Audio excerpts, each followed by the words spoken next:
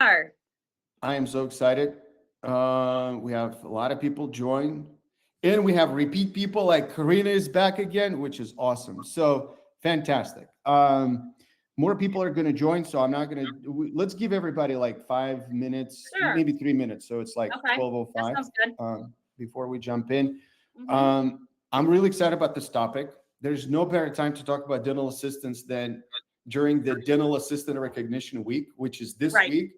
We want to recognize our amazing dental assistants. We want to recognize the profession. And we want to talk about some signals that you and I see in various reports, in various Facebook groups. You're on a very popular Instagram page, or I don't know how to properly say, but Instagram account.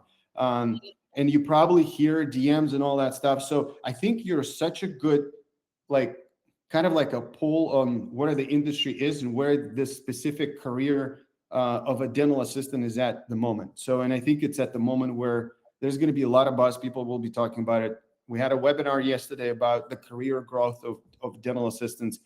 And today we're going to talk about the turning dissatisfaction into gratification. So we'll talk about the signals in the report that we've seen in Dental Post report, and we'll talk about like some of the things that you notice. Also, for people that are joining, before I do a full introduction and we jump into this thing, just like yesterday, so if you attended yesterday or if you're new, in the chat, you will see a raffle form. So we ask that dental assistants fill it out. So if you're an office manager or a doctor, please stay away. So we just want to make sure that it's dental assistants. If you filled it out yesterday, feel free to do it today again. There's no limit on that, so you can do it. But again, we want to make sure that we get a chance to reward our dental assistants. So that's the form in the chat. You will be able to see it, fill it out. I'll remind during the webinar again. And then at the end of the webinar, we're going to do a raffle, pick 3 people, and 3 people will get a $100 gift card. So that's the plan for the webinar. I think, Julie, we should get started. So, Julie, tell us a little bit about yourself and why you're passionate about this topic. Well, I'm a dental assistant of 33 years. Also, I taught adult education and preschool education throughout my career. Currently, I'm in a practice Monday, Tuesday, and Wednesday full day as a floater. My position is a floater. In case people don't know, when they say if I talk about business or I do business management, I float and help the team. I'm not the main assistant in our office. We have a main assistant. We are a very, very small dental practice in a rural area. So we see a lot of the rural population. We have all the latest technology. We just actually installed 3D printing. So I've been learning about 3D printing, which is great. I cannot wait. And it's just a passion. I've been doing this for so long that I really have enjoyed it, and I still continue to enjoy it every day. So, but thank you for having me. Of course, that's amazing. And you're the best person to talk about, again, where the dental assistants as the profession at today. So let's just dive in. You know, you're going to talk about the 3 signals to positive change for dental assistant longevity. So I can't wait for you to present. I'll be jumping in with some of my Sure. thoughts. Yeah. You Feel know, free to I'm drop out also in at a time. I'll pause, or if someone has a question, we can just kind of go with the flow. I don't mind being interrupted if somebody has a question or insight on it. Um, because it is a group discussion. That's why I like to host meetings and get a good group discussion going. So, fantastic. 3 signals that, Let's go. positive change for dental assisting longevity. I often get DMs about um, you know, they're dissatisfied because of this, because of that. How do they fix it? So let's talk about it. Why this conversation matters. Recent workforce data shows that only 20% of us are satisfied with the compensation in the career in dental assisting, which is sad because there's a lot of dental assistants. I think there's roughly about 375,000 of us. Now, if you think about it, there's a lot more dental assistants than hygienists and dentists, because if you think about a practice structure, there's a dentist. If we're just a one dentist practice, most dentists have 2, maybe 3 dental assistants in the practice, maybe 2, maybe 3 hygienists, front office, so on. So we really do have greatest numbers of the population of dentistry compared to other professions. 40% have, 47 have considered leaving the profession, which is sad, whether they transition out of dentistry completely or they transition into hygiene. A lot of dental assistants want to become hygienists. Is it easy to become a hygienist? Hell no. Heck no, heck no, heck no. You have to get prerequisites. You have to have stellar grades, get into a program. And like my area, we don't have a program any longer. So to get into the role as a hygienist can be challenging. But what can we do about it to elevate our profession and have job satisfaction at the end of the day? But increase burnout for dental assistants. I've often heard lately that I'm the only practice, one quit, we're shorthanded, we're running 2 columns, 3 columns, I don't get a bathroom break. So how do we fight the burnout and what are we doing to our team that is causing more stress and burnout where they end up leaving? And now the office is hurting because they don't have a dental assistant or someone that knows the ropes, as I call it. So what does it mean for your dental practice? It means that we are hurting, and how do we retain and shape good people for longevity, right? I mean, you're in practices all the time, and what are you seeing happen in the practices? If you ask me, what I see is people not having lunch together. Hmm. So I know it's a little bit off the topic, but to me, it's kind of very like a telling sign if there's a schedule and there's a lunch break in the schedule that everybody take the lunch at the same time. Right. So I kind of like that. I know there are pros and cons and all that, but if I would be running a dental practice, I would definitely do that. I would definitely do morning huddles, start on time and on time, and make sure we have the shutouts to make sure that we praise our team members and say, last week, Julie, you were amazing because you helped. We were so busy turning over the room and you helped to get the patient, get them seated, and so far and so on. So like these are some simple things that I also see people miss that Hmm. don't add up to the culture, and actually it becomes a distraction to the culture. Well, we all need to take with busy schedules, I think we need to take a time to pause and break. You know, Even if you're not doing chart notes and you're just sitting there drinking some water and decompressing for 5 minutes to refocus and reshift your mindset to finish out the day strong. So often that does not happen because we're busy, busy, go, go, go, in practices and we don't check out or check in for ourselves. So the real cost of dissatisfaction is when happens when dental assistants disengage and their practices experience their disengagement. So, slower procedures and no motivation. If anybody has ever worked with dental assistant that kind of you've seen they've lost their spark, as I call it, they start to kind of come to be like monotonous and a turtle, and they're just there for the paycheck. So, how do we change that? The patients can feel the tension. I know, like yesterday in my office, my boss was, you know, being finicky, and I was like, so they can tell the tension between the clinical chair side team, especially if you're laying down in the patient chair and you have 2 people hovering over you, and you can feel if it's good vibes or not so good vibes. You can feel the If resentment. yeah, for resentment of being there, like, oh man, what did I just walk into? I did have a patient, not yesterday, but the day before, asked me if we were married. I said, no, we are not married ever. I would never marry a dentist ever. Um, Increased stress among teams. So if one person feels it, I feel like the whole team feels it. I feel like it funnels into other areas. And how can we come together? Turnover. This is a big one we're having lately. I've had a couple of doctors actually reach out to me of how can they hire the right person and quit the turnover. I personally think the turnover is not because of the person. It could be, but most of the time it's the systems are broken in the office. The dentist is not who they say they are or where they want to be. I feel like they need to kind of look in the mirror and look internally at their practice systems, the people they have working for them, their patient base, everything that would want to make a dental assistant stay. And then the declining dental assistant morale. I have a very large Facebook group, and sometimes the morale in there is not that great. It's not very great at all. Um, one, other dental assistants need to be kind to dental assistants. Okay.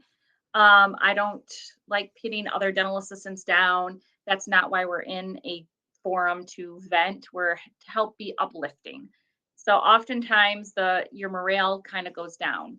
So that's when I think the trickle effect of losing good team members. They might be a great assistant, but it's their environment.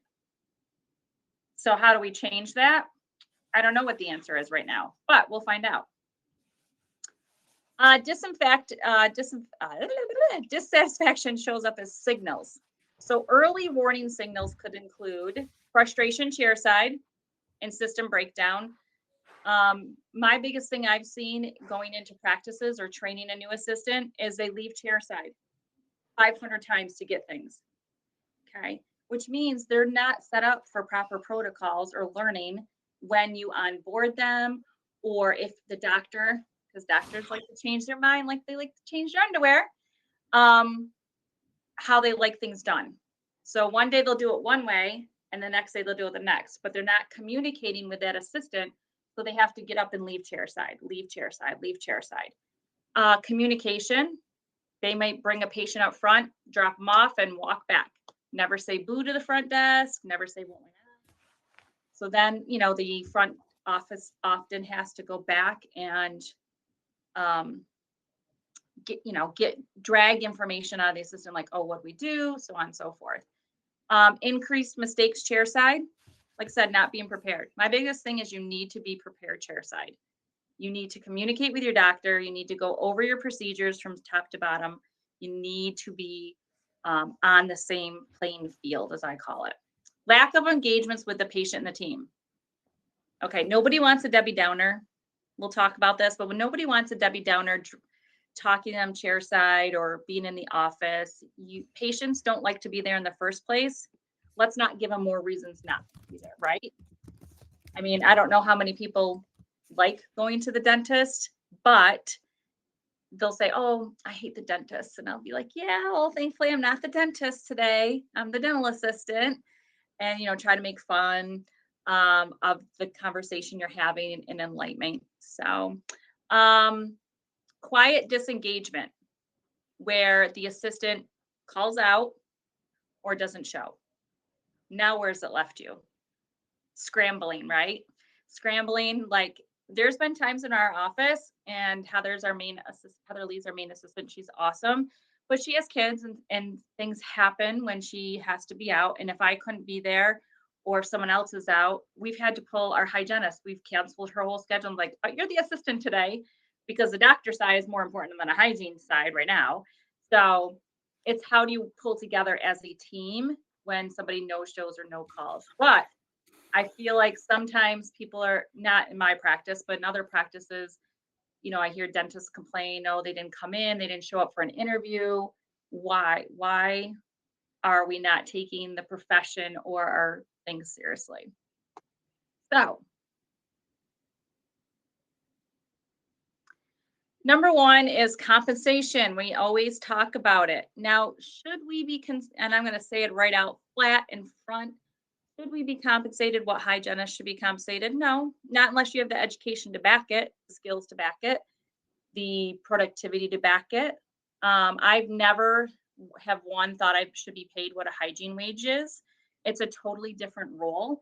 I think we should have fair compensation of what we bring to the table, what our skill set is. Are we doing everything our state laws allow us to do?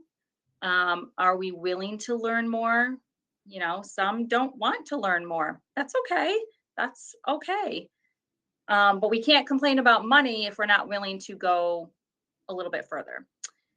Pay doesn't match the responsibility or workload and skills. That often happens. Effort goes unnoticed.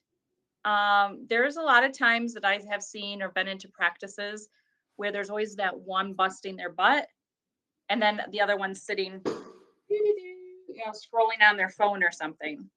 Extra duties become expected. So you have to draw the line somewhere, and people have to have boundaries with adding more to your plate. If if your office is so busy, so busy that you have 7 or you have 5 assistants, but you really need 7, you can't pile more work of 2 more people on those 5. You need to hire more. So, the practice may be growing where the workload is becomes too much for the 5 that are there. Growth opportunities. So when dental assistants get hired, I think every dental office should have a career ladder. Okay.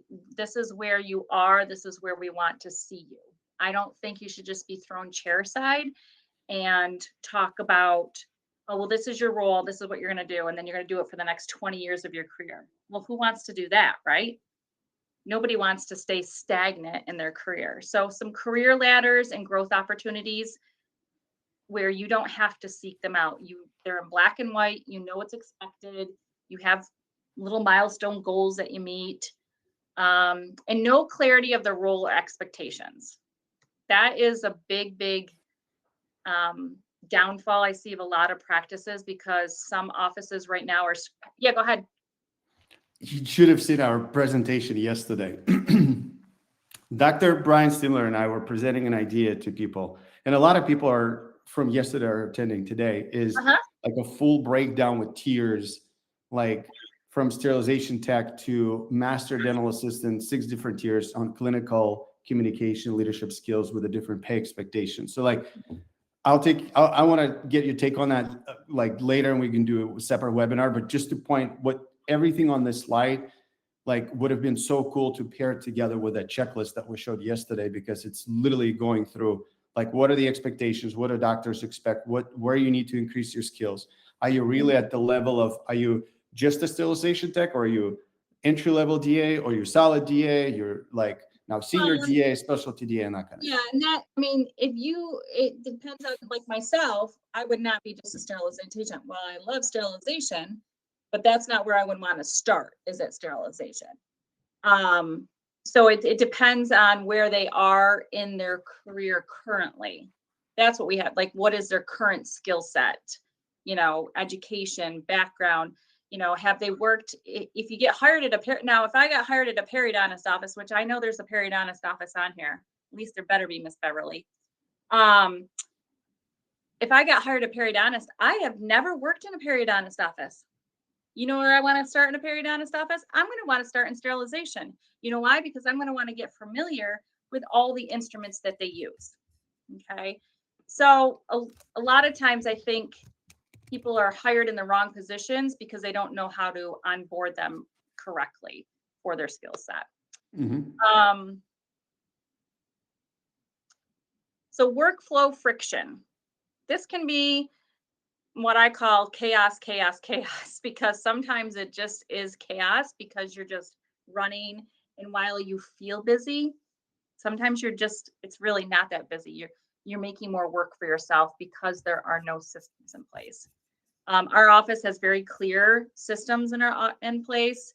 The hygienist knows their role, the front office knows their role, I know my role, the main assistant knows their role, how we hand off patients, how we set up for procedures. Everything is very systematized so that we don't always feel like this day is dragging on, although yesterday it did, or it's very chaotic and we're forgetting parts and moving parts and pieces. Disorganized systems or lack of, inconsistent procedure flow. Okay. The doctor changes their mind. Lack of communication. I say that's the number one thing, is lack of communication from the doctor to the DA. Poor scheduling, where the front overbooks. We're not listening to how much time. And as an assistant, I can tell you that my doctor will come up and say, I need 30 minutes for that. And I'll look at that and be like, you don't need no 30 minutes. He needs like 40 minutes, 45 minutes. But since they listen to the doctor, and they who thinks he's Superman can do it in 30 minutes when technically he can do it in 40, 45 because I've been chairside with him, it gets behind, and then the assistant it gets chaotic. Unclear expectation and protocols. Not knowing what to do, when to do it, where to do it, and how to do it.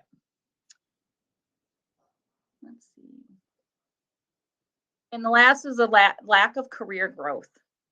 Okay. When I got hired as an on the job trained dental assistant back in 1992/93, I wasn't even thinking of career growth. I was thinking, oh, I'm going to get this job. I'm going to learn all this stuff. I'm going to make all this money.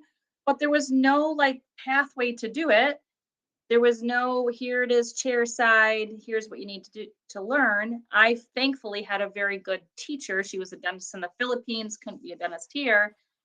And she taught me. But as I transitioned through my career, I felt like, oh, I need to know more. I need to do more. I need to make more money. But there is no, some offices just don't have the career path in place. Um, and how can you put a career path in for your office to, like, New York State, you do not have to be licensed to be a dental assistant. You have to be licensed to do certain functions. We only have 1,200 licensed RDAs in New York State. We have 4,562 dentists. I can tell you there's a lot more dental assistants out there that are unlicensed than licensed. And how do we get them licensed so they can do the allowable functions that technically some of them are probably doing illegally? So there's got to be a career pathway, and it's an investment, I guess. Like major companies do. They might pay for your masters, they might pay for your bachelors, they might pay for you to take classes or go to CE, go to conferences. I really think that has not become the norm in dental offices, is really good, stable career growths for you. So, um, disconnect from the development of their skills. With modern technology now, do you think at 52 I want to learn how to do digital dentistry? Not really. I really don't. But I am going to, because it's going to benefit my practice. It's going to benefit my skill set. It's going to benefit my patient at the end of the day to be able to turn around a denture repair within a day compared to a week and a half because our lab is an hour and a half away and we can't get it there. So looking for those opportunities to grow. So how do we turn the dissatisfaction into gratification? Tiger, tell me one way. How do you think? Well, first, the word dissatisfaction, I keep want to say disinfection for some reason, but it just keeps like rolling through my mind all the time. But first, I think we need to start with recognition, right? So we talked about this yesterday. A typical dental assistant does something around 3,500 tasks a day, right?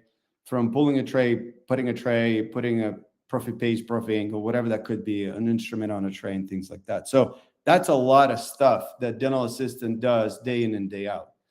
I think you and I and Dr. Brian yesterday, we're a little bit biased that, for example, Dr. Stimler yesterday said that the most important line of communication in the dental office is the doctor and dental assistant. So if we would want to turn things around for any offices, I think the first thing is a doctor sit down with the dental assistant and have a one-on-one and just ask questions like, how do you feel? How do you do? Like things like that. That would be something that would come to my mind as some of the things that the offices can do pretty quickly.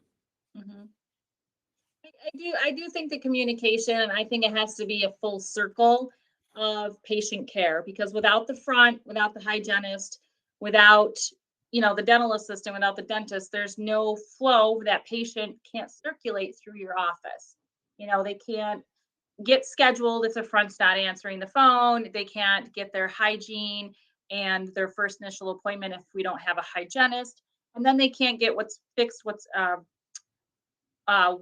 get fixed, what is broken, if there's no dentist and dental assistant team that works harmonized, together. So it is a full circle patient. And like you said, the communication is key. Really, really. And I don't know how many dentists do it, but when they hire a dental assistant, take some time out and sit and calibrate. I've often gone into a couple practices and made them learn how to work together. Like, how do you talk, how do you set up your systems based off of what the doctor likes. Because in the end, I'm a big believer, we are there for the dentist. We need to be more adaptable to change than the dentist does. So I am not going to change the dentist on how they do things. They need to change us on how we do things and how we deliver. So, Yeah, good luck changing a dentist. right, right. Trust me, I know. I know. Um, Recognizing how they contribute. So, you know, n- they're often, my biggest thing is I don't like the terms backbone, heart of the practice. I hate those terms actually, because we are not just one key person in the whole patient cycle. We're not just that patient that is the end all. There's the hygiene, there's the front office, there's a dentist, there might be an insurance coordinator, there might be a hygiene assistant, there's the sterilization tech. So there's a lot of moving parts and pieces. So recognizing how each of our roles contribute to that patient care is important. Improving the workflow and with chairside guides and protocols. Definitely, that is a must. If your office does not even have a manual binder you can flip through, we now have a digital workflow that we do for our office. You can click on it and everything is right there in the populated, from our crane cases to our implant cases to our ortho cases. We have a couple people in ortho, the big treatment cases of how we're going to move that patient from A to Z. And what is needed when we have a new assistant, she's been there about a year and a half. You know, she didn't know how we liked our office. She came from another office. So how does she flow through to the new office? She also doesn't have her New York State RDA. So we are in the process of training her, and she's signed up for a college course to become a New York State RDA, so that I don't have to always be back there doing the functions that are legally to be done by an RDA. Encouraging more education. Nothing is worse, and I will say it, nothing is worse than when a dentist goes to a course and then comes back and says, oh, I went to this course and here's all the stuff that we're going to do and blah, blah, blah. I call it regurgitated vomit, because you're getting it secondhand. You didn't hear it from the horse's mouth. You're hearing it from your doctor on how they think it should be done or how it needs to be done, but you weren't there. So now you're kind of scrambling to put all the parts and pieces. When we did implants, we decided we're a general dentist, started to do implants. I went to every single implant course with my boss, because I'm like, if I'm the one doing this, I need to go with you to make sure that I understand the whole process. So engaging them with education that is not going to hinder the process, but help the process, especially if you're paying some top dollar for some of these courses. Nothing's going to be more than frustrating to get back and your assistant can't do it because they weren't present in the class. They don't understand it because you're explaining it half parts and pieces. Communication skills, absolutely. I think they need to be worked on. I think a lot of dental assistants are afraid to speak up. I think often we feel like we can't. I think we should know that we can. And it's not being like mean, is more of like going to your doctor and saying, you know what, that procedure sucked. I was missing a lot of parts. You asked for this. I didn't know what that was. How can we do it better? Or our inventory is not managed great because we were chair side and I didn't have this or that you like. So learning how to communicate better is a big, big, big key of it. Building chair side collaboration, meaning every 6 months, every 3 months, when things start to not feel the same flow, recalibrate, sit down, go through all your procedures step by step, material by material, and make sure that checklist or that protocol is where it needs to be, because it's not only going to help the dental assistant be more efficient, it's going to help the doctor get through their procedures more. And then clear expectations, even from the time you should be here, what you're wearing, uniforms, how to turn on the office, who's responsible for what is expected of that dental assistant. It should all be down in writing, so I know my role. Do I know my role all the time? No. Do I have questions? Sure, but I'm not afraid to ask, like, oh, is that expected of me now? Because if it is, I'll put it on my checklist, you know? So these are things that I feel should be important to a team and a dental assistant to feel like, oh, I'm part of a team. I I matter in this role and in the patient care. All right, so I want people to tell me 3 clinical areas that need improvement for satisfaction. What are some clinical areas? If you're on this webinar, type in some clinical, like, what are you struggling with? What do you think the biggest downfall is?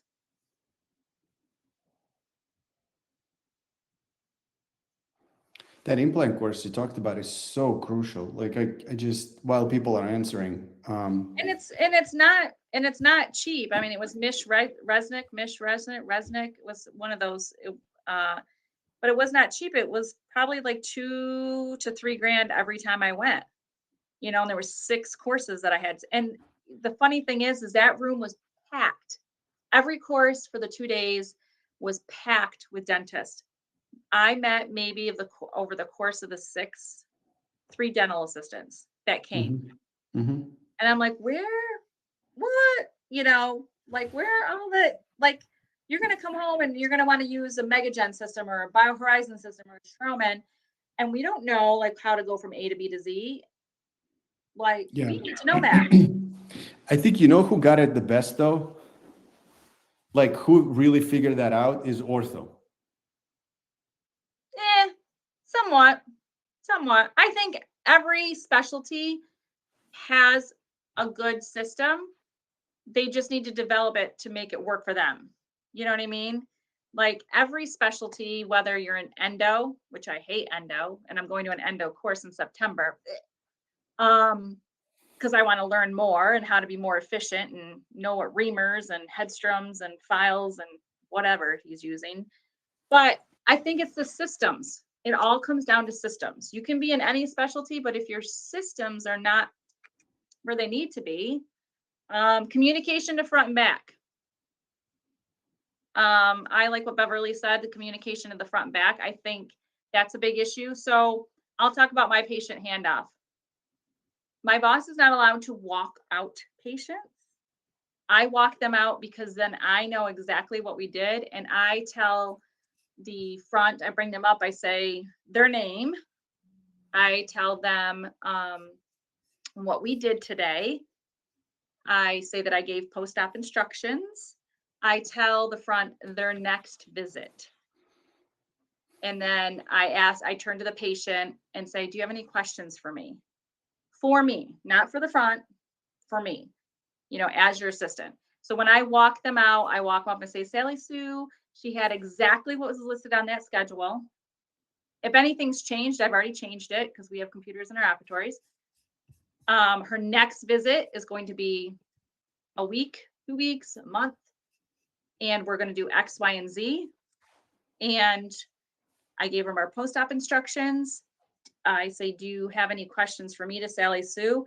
Then I tell them that so-and-so, our girl is Cassie. Cassie's going to check you out, take your copay, do whatever, schedule your next appointment, and then I leave. So I kind of reiterate who they're going to. I always say, I'm going to get you up front to Cassie. Now, if I'm sitting up there, Heather Lee will say, I'm going to get you up front up to Julie. She's going to schedule your next visit, so on and so forth. So whoever's sitting in the checkout position, we say their name. And then, we reiterate what we did. If they have any questions. And then I always say who I'm handing them off to, their name. Because some patients don't even know your name after 10 years in the practice. They're looking at you like, are you Cassie, Julie, Sarah, Leah? Who are you? So the communication is the biggest thing from front to back. Running behinds. Beverly said something about organization and over ordering. Over ordering. I don't know anything about it. You It's don't all know you, anything Julie. about ordering? I have no clue. Ordering what? Ordering what? But so, expired products. Okay. So expired products when you get products in your office, so we have tip out bins. If anybody doesn't have tip out bins in their practice, they're missing out. We have a whole wall of tip out bins and everything is labeled. We got a little label maker. Everything is labeled with what the product is, where we get it, and the number, and how many we order at the time. So if you look at our wall and all the tip out bins, so if it's Articaine at 4%, 100 of whatever, 100,000, whatever it is, I have Articaine. Underneath that, I say Safco. And I have the Safco number. And I say 2. That means I order 2 boxes at a time. So at all time, there should be at least 2 boxes. So when I get the new product in, I put the new product behind the product that's already in it. So I always pull from the front. Now it's easy when you have just me and another assistant, but when you have 5 or 6 assistants, they have to know the system. If they don't know how you do things, but tip out bins, I'm telling you, I think you had a practice years ago that you went to that had all these tip out bins. And I'm like, oh man, I'm getting tip out bins. Every office I go into is going to have tip out bins. It's Like, one of the best things. There's no products in the rooms. They're all in tip out bins. We have products in our tote setup. So we do the Zerk color number method system where we have a tote that's a different color for every procedure. So like our crowns are blue, our composites are green, our implants are pink, our endo is red, our extractions are red, and I hate red because it represents blood, and our root canal is yellow. So all that stuff so all we have to do is pull the tote and pull out everything we need for the procedure. It's all in there. And then the trays are stacked and color coded, and we set them up the day before. So those are my 2 things: tip out bins labeled and the Zerk color method. It works. It really works. It's amazing. Yep. So scheduling and running over a chatty doctor. My doctor doesn't talk enough, but I do have some hygienists that talk a little bit too much.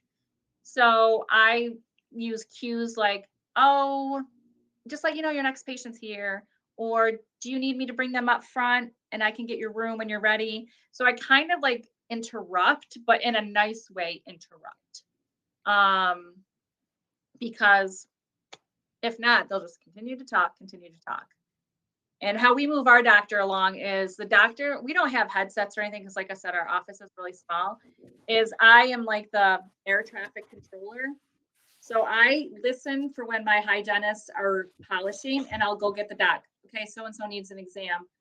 And he'll go, or he'll do the one exam. Like, all right, go do Sarah's exam. So I kind of is his air traffic controller all day long. As an assistant, I would do that too. He'd get somebody numb. I'd be like, okay, go do exams. Or he'd be a break, like we do Serac. So he would be a break. I'd be like, okay, go check the hygiene.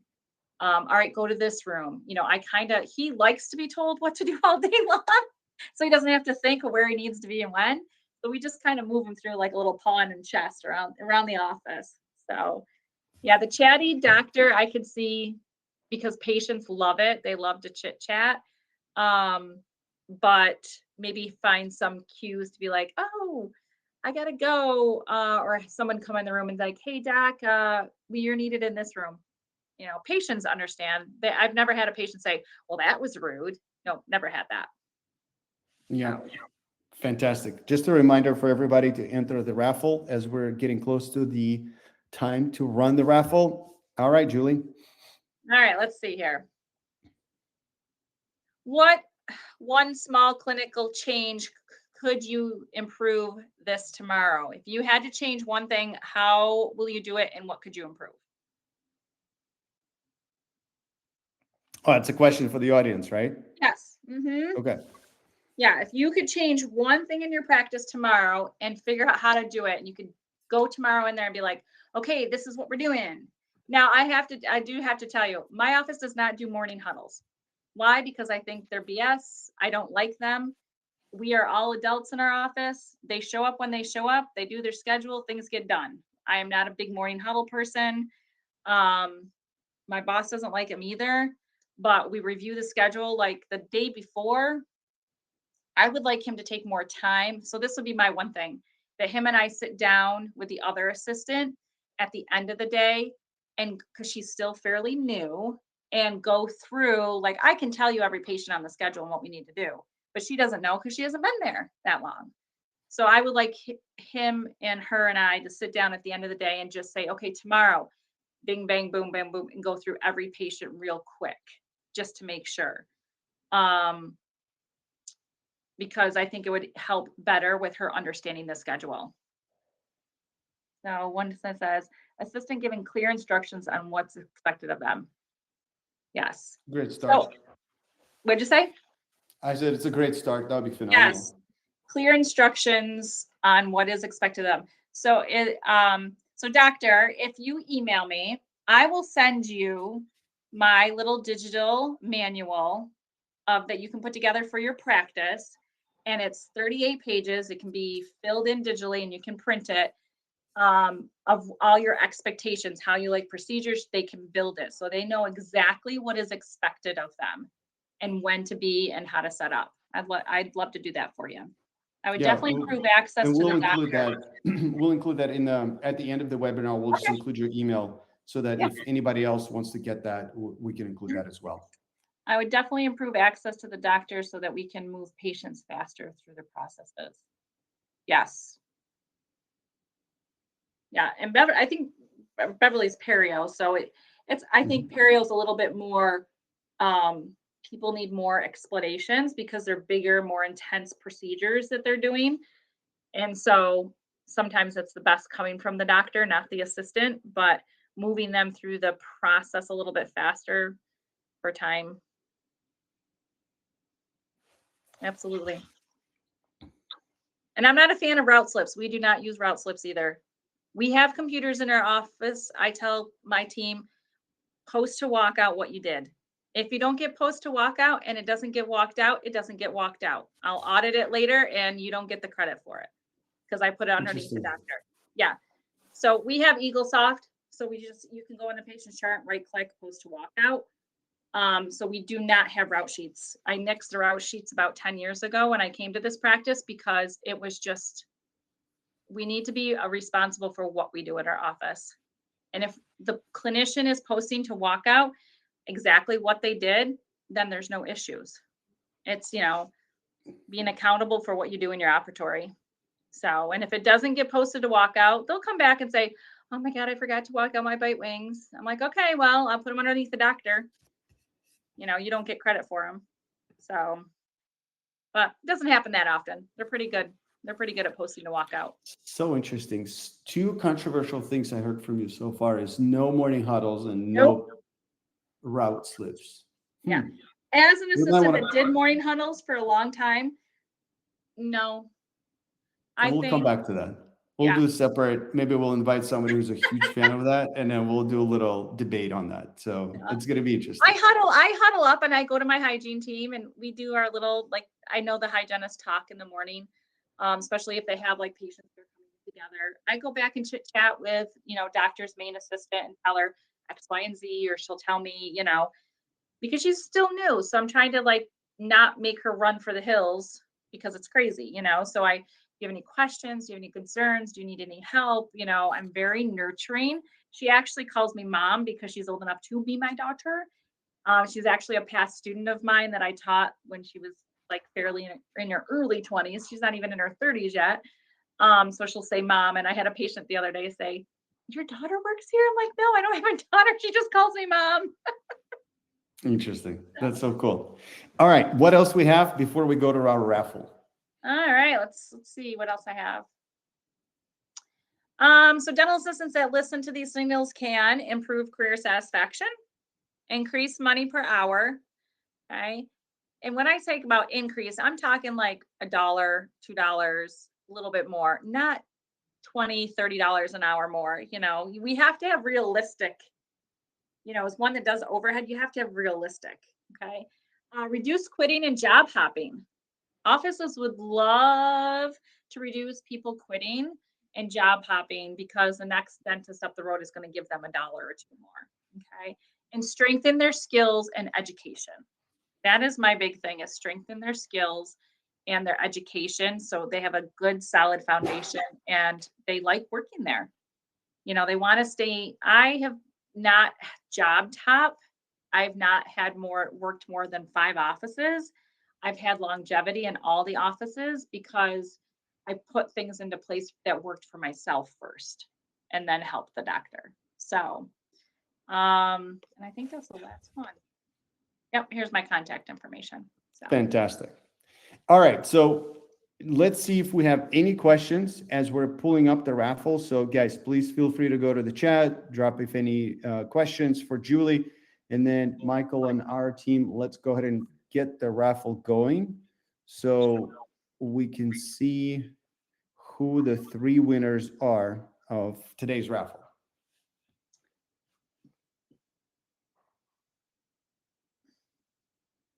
Imagine if it's the same people from yesterday. That'd be so much fun. and I could talk about dental assisting all day. So if anybody wants to reach out to me, text me, email me, Facebook me, let me know. I'll be happy to talk. Or Instagram. Instagram, direct text message, I can do that. All right. We have 4 people entering the raffle. So this is going to be an easy one. Let's go.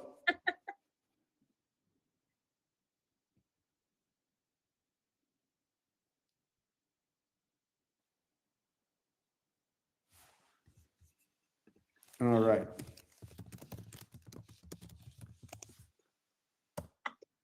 Well, Beverly, you're the winner. So fantastic. $100 gift card will be mailed to you today.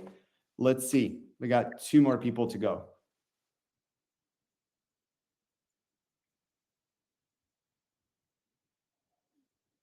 Karina. All right. Karina is banking. She won yesterday. Let's go. Let's get one more. Karina, you're probably happy, right? All right. Aaron. Fantastic. All right. Julie, there's one quick question from Aaron. I hear you're not job hopping, but when would you know when it's time to leave? So when it's time to leave is for me is if you've tried to communicate and fix these issues with your doctor, your team, all that stuff, and it's just you're not getting anywhere. You just keep running into a brick wall. It's time to look for other opportunities. If they don't hear what you're saying or hear the things or your suggestions that you're making to make it better, okay, it is time to leave. Some doctors are just set in their ways. Some offices, no matter if you say the sky is blue and they say, nope, it's purple, it's always going to be purple, then it might be if their theories and things are not lining up with your visions of how you want to do as dental assisting and grow, then it's time to go on. You need to find an office that's going to embrace your need for change, your room for improvement, things that you want to be the best version of yourself.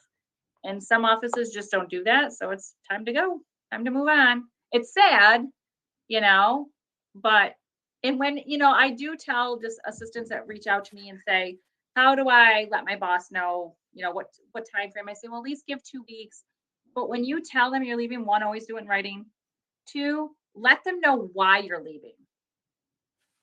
I think they need to know why you're leaving. Some people may agree with it, some people may not. But if I'm going to leave this practice, I'm going to be like, this is the reasons why I'm leaving this practice.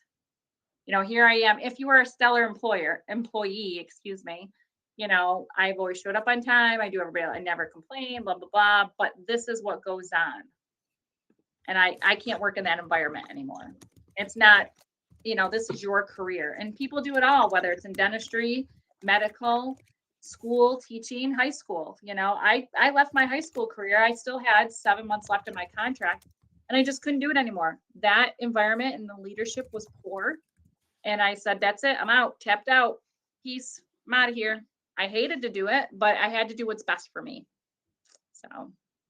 Yeah. And I would add from my standpoint, from a business standpoint, just how you leave is as important as like when you leave and all these things. Like leave a 2-week notice. Don't say bad at the next employer about your previous employer. Just leave it on the table. I'm leaving because of X, Y, and Z. and I need to do this for myself. And here's my 2 weeks. I'll be done here, so on and so forth. Yeah. And you Sometimes it never know might work how, in your favor, right? yeah. So like what I wanted to add is you never know how life is going to turn out.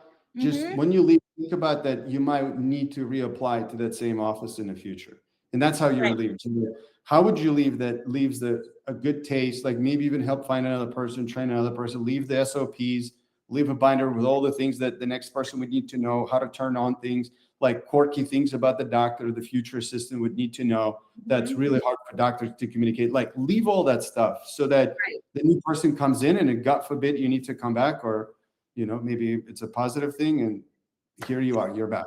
They would hire you. Mm-hmm. All right, Yep. fantastic. So we got 8 minutes left. Let's see if there are any more questions. By the way, our team was discussing that fourth person should win the gift card as well. So Hina, you're also a winner. We're going to send you the gift card as well. So all 4 people who entered the raffle will get a gift card. That's So so nice. that's the raffle of today. Any questions or any departing thoughts, Julie? Anything you want to leave people with? Just, dental assisting needs to be elevated and be valued more, and put yourself first in what you want out of the career, and everything else will fall into place. Don't, I always say to dental assistants, if you want $25 an hour, don't take a job that's $20 an hour, because then you're going to be unhappy because you want to make $25 an hour. So if you don't want to work until 6 o'clock at night, don't work at an office that you have to be there till 6 o'clock at night. There are so many offices. Do I like driving an hour every single day? Heck no, I don't. And I tell my boss that, oh, gas is going up. I might need a gas card, you know, but I love my team. I love my office. I love going there every day. I love that Mondays we get out at 3 o'clock. I love that we get out at 4 the other 2 days. We don't work Thursday, Friday, Saturday, and Sunday. I will take the hour drive because it outweighs everything else, or everything else outweighs that. So if it was very conducive to a family. So when I had kids, I could work 4 days, and, I could work right around the corner from my house and have, be able to leave because there was another dental assistant. So always put yourself first and what you want out of the career. If you want to be an orthodontic assistant or you want to be an endo assistant, figure out how to do it. Figure out what you need to learn or what office you need to apply at. Or if you want to get more certifications, figure out yourself, go to your doctor. And the things aren't cheap to do, but they're worth it in the end. They're really worth it in the end. So Fantastic. Fantastic. Please follow Julie on Instagram and TikTok. She posted a lot of useful information. She's got a huge sometimes not. following. Sometimes not. And Yesterday I was a little snarky on my post. that So works too. That works too. well, Snarky, but listen. Sometimes I just some comments in Facebook forums just sometimes I just oh, should walk away, but I don't. So, yeah. Yeah. Well, you can start like, if you're like gonna be there's a whole snarky thing to me, about I'm gonna be a little comments. snarky back. So Yeah. Fantastic. All right, guys. So that's the webinar for today. yeah, There's one more webinar tomorrow. So hopefully some of Miss you can Cassie, join I us as heard well. she's Yep. awesome. Yep, that's fantastic. All right, so that's the webinar. Julie, thank you so much. That was very informative. I think people will have a lot of takeaways, and then we will send the gift cards out today. So all 4 people, get ready. Tell your office managers or front people that you're expecting to get a gift card from Zen, so they're not throwing it away or opening on your behalf. So just make sure you communicate that to them. All right, that's it. Thanks everybody. Thank you, Julie. Thank you. Bye.